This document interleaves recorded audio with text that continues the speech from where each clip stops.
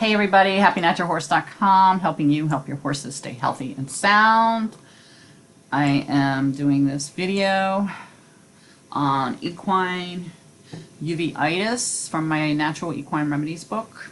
So I wrote a short little ebook for you guys to do this video, and the link will be below, and where you can buy the Natural Equine Remedies book and happynaturalhorse.com.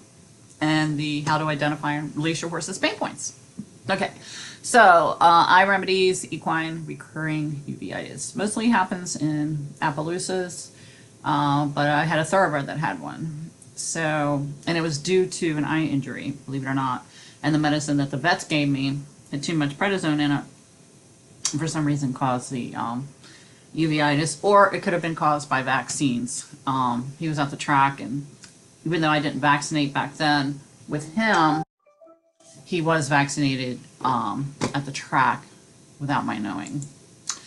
So, okay, all right, so let's go. All right, so old terms, it could be moon blindness, equine periodic, I can't say this word, and these terms allude to waxing, waning of the clinical course of the disease. It comes and goes, and was thought to be in the phases of the moon, which is not the case. So technical term is of the disease is equine recurring uveitis. It's devastating. It's very painful. When the flare-ups happen, it causes blindness, sometimes mostly in one eye, sometimes in two eyes. Now I can tell you for a fact that it is definitely caused by vaccines, because my Appaloosa and Jim Lyons, the trainer Jim Lyons, had the same problem with his horse.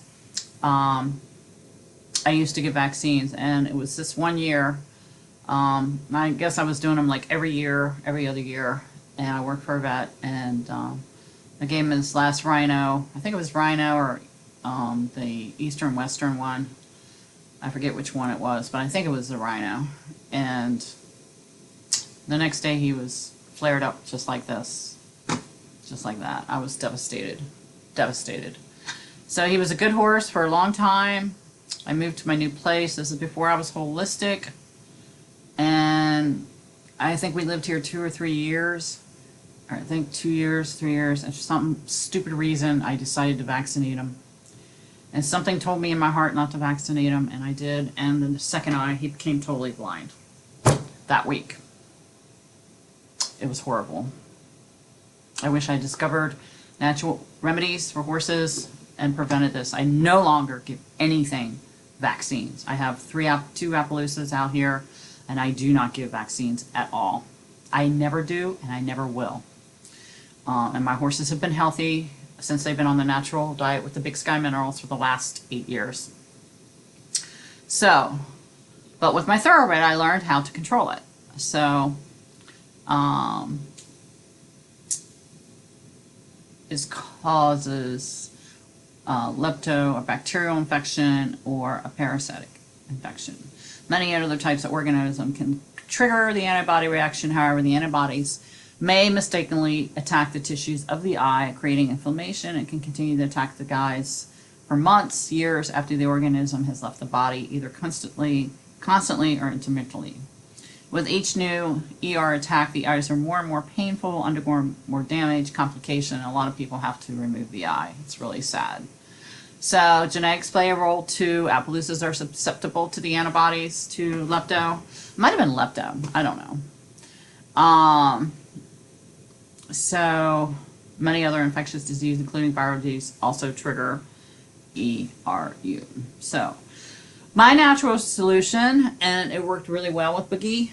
I finally took him to a vet up in Charlestown, and I asked him, I said, is this viral or is this bacterial? You know, what is this? Is it an infection? And he goes, well, it could be both. And I said, well, let's ask Boogie, you know. So we muscle tested him. We got one of his grooms or handlers, and the handler came over, and we pulled his arm out, and we were pushing on it, and the vet was like in shock, but I think Boogie said it was an infection, bacterial, and he wanted penicillin. So I gave him penicillin in the neck for the next 7 days.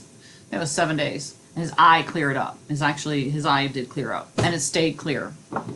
But he had another issue that caused his demise. He had an aneurysm, so he died right away.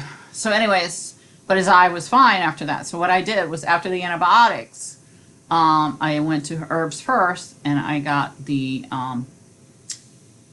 eyebright herb, and they come in powdered form, and they come in bulk form, like in the actual leaves and all that. And so you can make you take a quart and you just, oh my goodness, guess he didn't make it up here very well.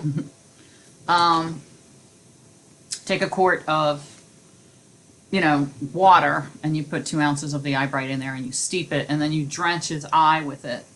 And then I took the dry herbs and I put it in his feed. And then back then, he was natural, so I went with the Big Sky minerals and the apple cider vinegar.